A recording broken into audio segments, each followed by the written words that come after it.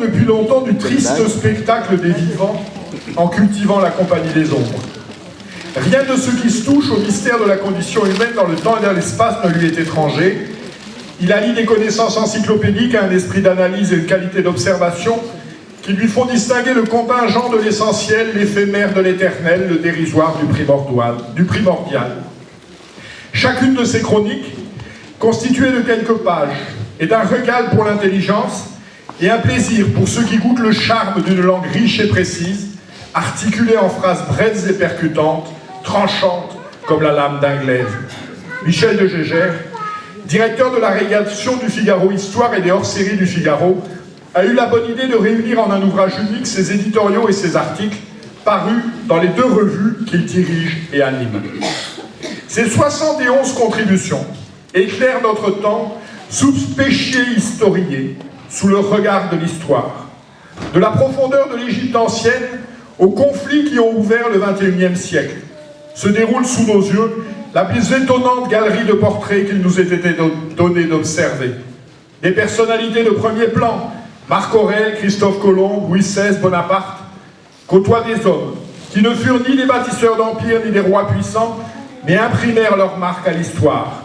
Ainsi, en est-il du poilu inconnu de Verdun, d'Élie de Saint-Marc, ou de Synésios de Cyrène, qui sut, en 399, initier la réforme intellectuelle et morale, qui permit à l'Empire romain d'Orient, confronté aux mêmes difficultés que son homologue d'Occident, de perdurer un millénaire de plus, ce qui n'est pas rien.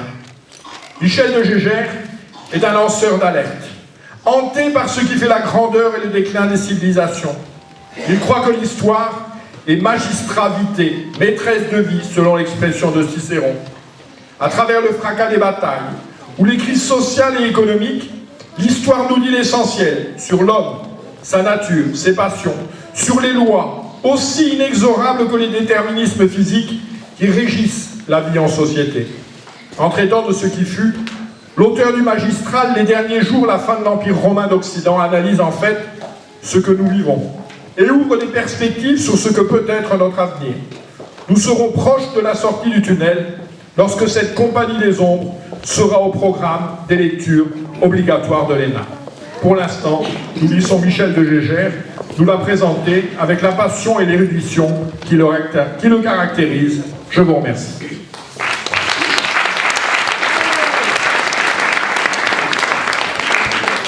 Alors quand on lit un tel déluge de compliments chez soi, on est très content.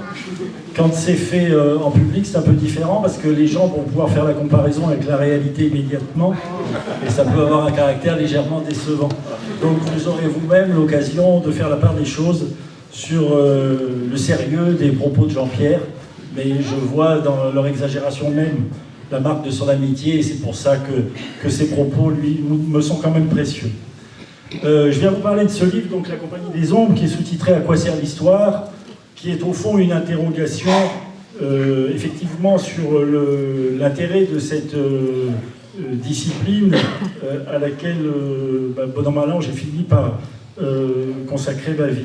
Vous savez que l'histoire est confrontée dans la société contemporaine à un double déclassement. D'une part, aux yeux du grand nombre, elle paraît évidemment disqualifiée par les réussites éclatantes de la société moderne, cette société dans laquelle nous vivons et qui a à la fois prodigué le confort dans des proportions qui n'avaient jamais été connues auparavant, qui a multiplié les performances techniques, les innovations.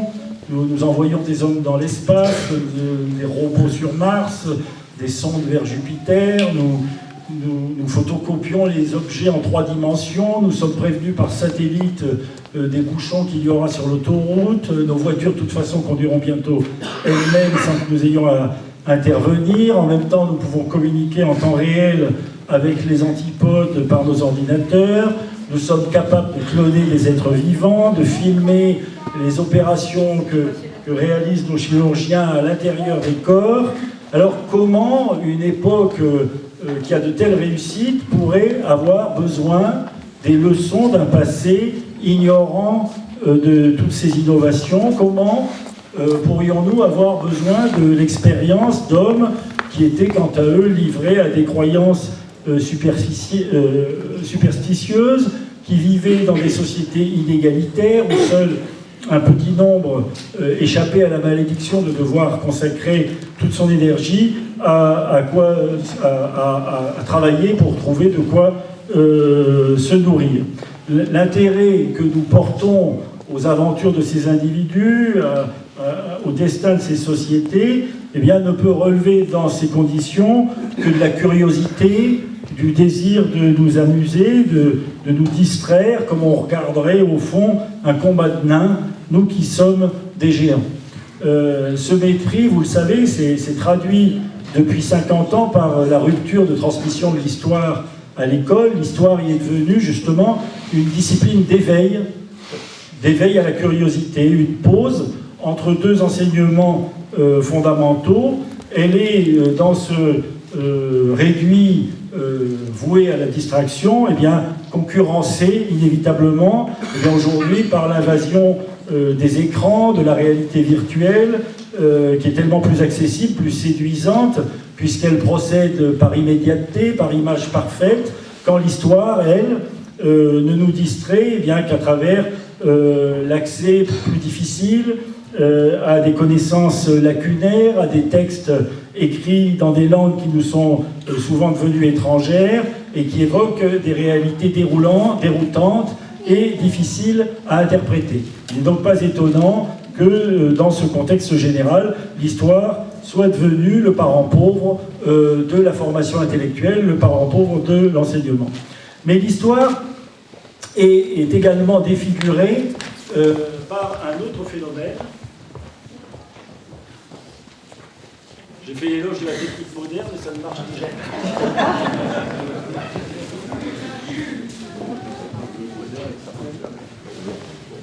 Voilà, c'est vrai. L'histoire est donc défigurée par un autre phénomène, c'est que, vous le savez, entre les mains des spécialistes, des universitaires, qui sont souvent des gens éminents, l'histoire est devenue, au XXe siècle, déjà à la fin du XIXe siècle, mais surtout au XXe siècle, et évidemment au XXIe, une science, à une approche qui, jusqu'alors, était essentiellement fondée sur l'étude des sources littéraires, l'étude des textes, l'étude des lettres, l'étude des livres d'histoire des anciens, des chroniques, c'est substituer une approche aujourd'hui pluridisciplinaire. C'est-à-dire que pour reconstituer les faits, les historiens du XXe et du XXIe siècle ne se contentent plus de l'étude des textes qui les relatent, ils les confrontent aux découvertes de l'archéologie, à l'épigraphie, qui est la science des instructions, à la numismatique, la science des pièces de monnaie. Ils font intervenir la linguistique, la grammaire, la critique littéraire, pour faire dire au texte autre chose que peut-être il semble dire, mais aussi à la biologie, aux neurosciences. C'est dès que je parle de science. Je vais donc éviter ce terme pour la suite. Est-ce que vous m'entendez sans micro à peu près? Donc l'histoire fait appel à toutes sortes de sciences, la biologie, les neurosciences, la médecine, l'étude du climat, l'étude des sols, les statistiques, la stratigraphie. On radiographie aujourd'hui des palimpsestes. Vous savez, les palimpsestes, c'est ces manuscrits sur lesquels, où il y a plusieurs couches, on cherche le texte qui est sous le texte, puis sous le texte qui est sous le texte. On date les fragments au carbone 14, on reconstruit virtuellement des monuments. Les archéologues, maintenant, ont cessé de reconstituer les monuments en pierre, ils les reconstituent en images virtuelles. On reconstitue des villes par la modélisation en 3 dimensions de leurs plans. On analyse le rythme de croissance de la végétation. On reconstitue le régime alimentaire de cadavres qui ont plusieurs millénaires et dont on nous dit qu'ils n'avaient pas une bonne hygiène de vie compte tenu de l'état de leur dentition. Alors, cette nouvelle approche s'est traduite par un incontestable progrès dans la reconstitution la plus précise possible du passé, mais ce progrès s'est payé lui-même par une spécialisation à outrance. Une spécialisation qui a incliné l'histoire savante vers la condition de science de laboratoire. Elle a conduit les historiens à se détourner de l'art de la synthèse pour se cantonner toujours plus au cadre étroit de la période de leur spécialité, parce que bien entendu, pour mettre en œuvre toutes ces techniques extrêmement pointues, il faut passer beaucoup de temps sur le même sujet, sur la même petite spécialité bien étroite qui permet de la connaître le plus facilement possible. Donc on s'en est cantonné de plus en plus à l'analyse toujours plus pointue des documents pour s'en tenir finalement avec prudence. Eh bien, chaque historien s'en tient à ce qu'il croit savoir de certains, au fond, à ce qu'il voit dans son microscope, qui est une toute petite partie de l'histoire, mais qu'il a le sentiment d'avoir cerné plus parfaitement. Alors, ça a conduit ces mêmes historiens à un certain scepticisme, à la fois sur leur propre capacité de transmettre au grand public un savoir aussi pointu, parce que ce savoir est tellement spécialisé qu'il est difficile à transmettre, difficile à raconter, difficile à faire partager, et puis même sur leur propre capacité à tirer des conclusions, à tirer parti des connaissances du monde qu'ils ont découvert et qui, à force de le connaître de très près, a fini par leur paraître de plus en plus étranger, de plus en plus lointain, au fur et à mesure que l'on en voit les plus infimes détails. Si je prends une comparaison, je vous ai devant moi, j'ai une salle que je pourrais décrire en disant il y a telle proportion d'hommes et de femmes, de jeunes et de vieux, d'enfants et d'adultes, de blonds et de bruns, etc. Mais si je regarde l'un d'entre vous, je regarde la peau de l'un d'entre vous au microscope, je vais être extrêmement bien informé sur la texture d'une toute petite partie de sa peau, mais j'aurai du mal à parler de la salle devant laquelle j'ai pris la parole. Et c'est un peu l'aventure qui est arrivée à cette histoire scientifique. Les historiens ont été amenés à essayer de connaître les choses de façon de plus en plus précise, au terme d'une aspiration à une vérité scientifique qui est tout à fait honorable, mais ça les a amenés à considérer toute généralisation comme arbitraire. Parce qu'il est évident que si j'avais l'analyse génétique de chaque pigment de votre peau, j'aurais un petit peu plus de mal à faire une description générale, encore une fois, du groupe que vous formez. Et de proche en proche, toute conclusion leur a paru hasardeuse, tout rapprochement avec notre époque sacrilège, tant l'étude pointilliste faisait apparaître entre les époques qui nous ont précédés et la nôtre, eh bien d'immenses différences dans les mentalités, dans les modes de vie, dans les références, eh bien différences qui rendaient chaque expérience scientifique incomparable, comme au fond chacun d'entre vous est incomparable, incommensurable, et à dire vrai, compte tenu des doutes et des lacunes dont l'historien est de plus en plus conscient, parce qu'au fur et à mesure qu'il étudie de très près son document, eh bien, il a nécessairement la conscience du fait qu'il n'a connaissance que d'une toute petite partie de l'histoire, qu'un grand nombre de connaissances manque, parce que le temps passé fait qu'on n'a plus accès à ces connaissances. Eh bien, tout ça a débouché sur finalement un très grand doute sur la possibilité de tirer des leçons de l'histoire, et finalement doute entretenu lui-même par le scepticisme que la mentalité dominante dans la société contemporaine entretient autour de l'idée de nature humaine. Et finalement, on a commencé à considérer bien, que les hommes du passé sont tellement différents de nous, que nous les connaissons tellement mal, qu'ils vivaient dans des sociétés qui ont tellement peu de rapport avec les nôtres, eh bien, que l'on ne peut tirer aucune leçon de l'histoire. Et telle est la dérive, si vous voulez, à partir de prémices tout à fait honorables, qui est celle de l'histoire universelle, telle que l'incarne, par exemple, un historien très connu, très savant, très honorable comme Paul Venn, un grand spécialiste de l'histoire romaine, de l'histoire latine. Eh bien, il en vient à dire qu'il est totalement inutile que dans les écoles on continue à apprendre le grec et le latin, parce que ce sont des langues qui ne sont utiles qu'à quelques spécialistes chargé de scruter les textes antiques. Que par ailleurs, cette histoire de Rome à laquelle il a consacré sa vie, elle est intéressante pour lui parce qu'il y a consacré sa vie, mais elle n'est porteuse d'aucune leçon. Il n'y a aucune conclusion à en tirer parce qu'elle est tellement différente de notre histoire, et bien que finalement elle est incommunicable aux profanes, si ce n'est sous la forme du divertissement. En cela, elle ne sert à rien.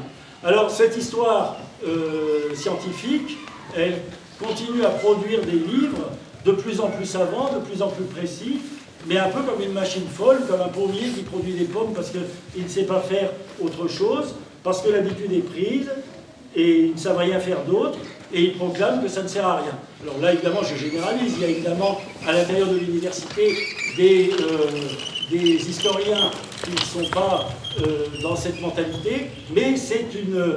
je ne dirais pas que c'est la mentalité dominante, mais presque, c'est le courant vers l'idée que l'histoire est une science, mais au fond, une science qui ne nous sert à rien. Alors, j'ai écrit ce livre parce que je pense le contraire. Je n'ai pas voulu combattre ces tendances en leur opposant des théories contraires, mais j'ai voulu montrer à quoi sert l'histoire par l'exemple. Alors, j'y ai réuni 70 textes.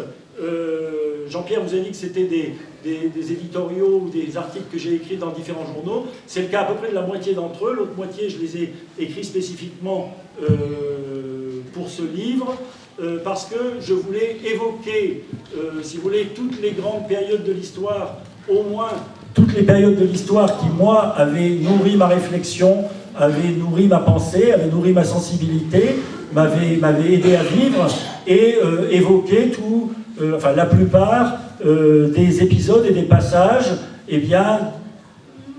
dont moi j'avais tiré des leçons et qui m'avaient paru utiles et que j'avais envie de transmettre et de faire partager.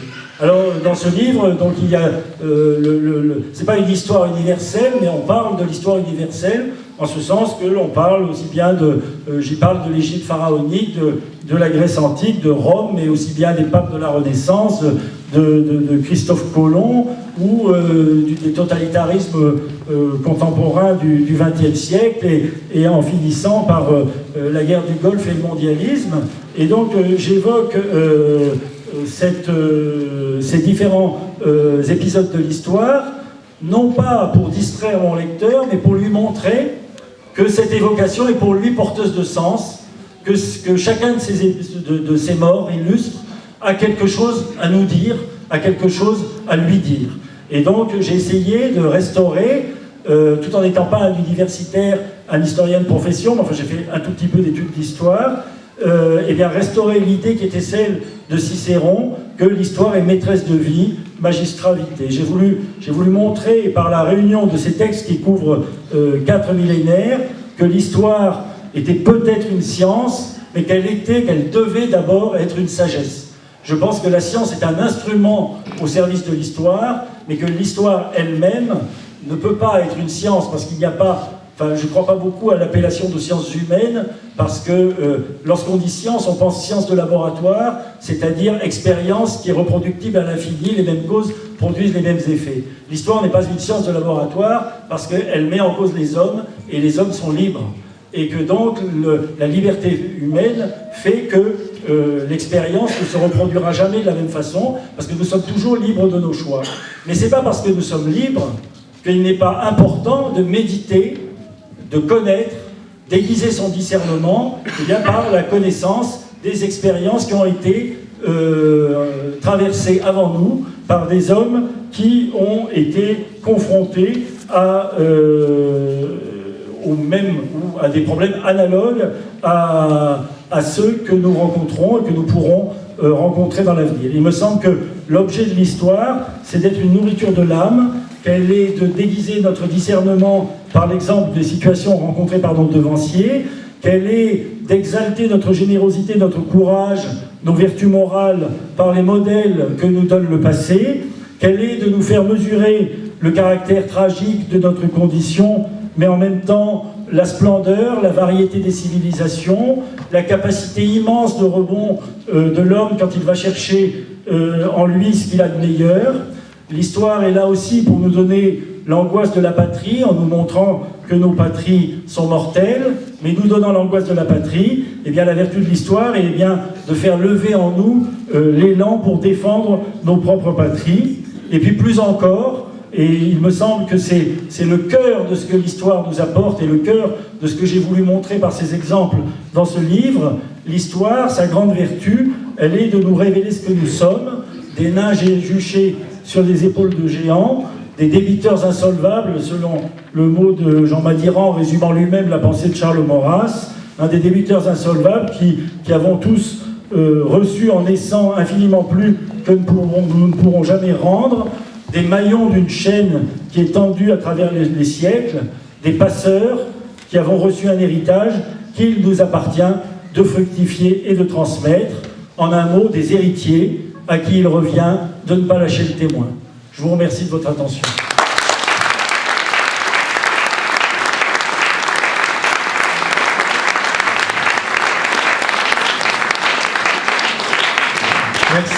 Merci mon cher Michel. Donc vous avez pu constater que mes propos n'avaient rien d'excessif, bien au contraire.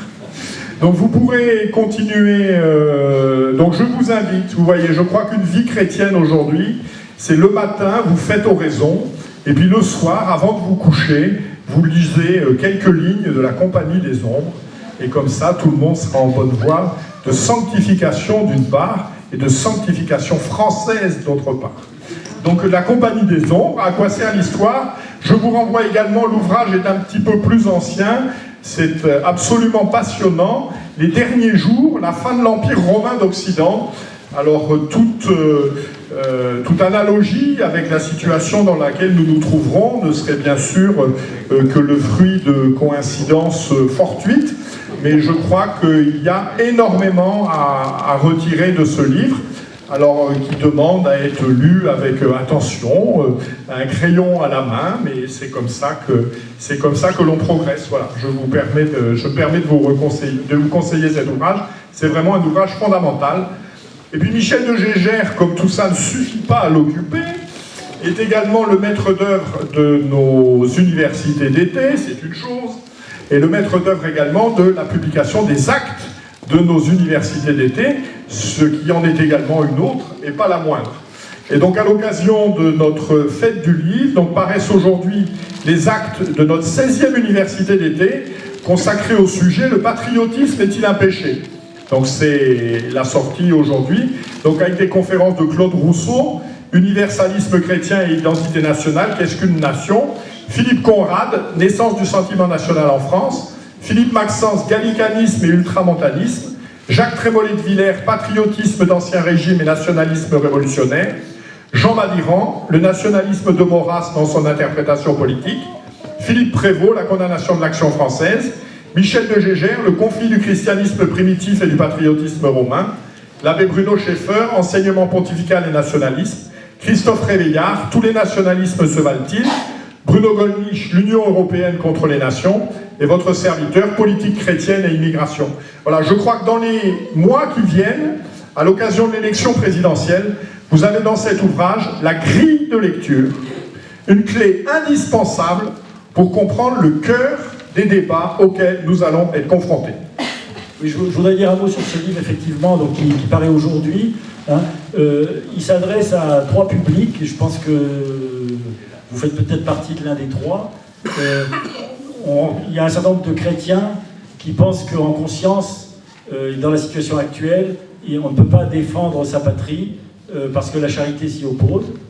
Et puis il y a un certain nombre, deuxième catégorie, c'est un certain nombre de patriotes qui disent que dans les circonstances actuelles, on ne peut pas être chrétien parce que le christianisme voue nos patries à la destruction, par une conception de la charité qui voue l'État et la civilisation à la destruction. Ça, c'est une deuxième catégorie de gens qui sont détournés, si vous voulez, du christianisme par un certain discours épiscopal, voire plus, sur l'émigration, par exemple. Bien.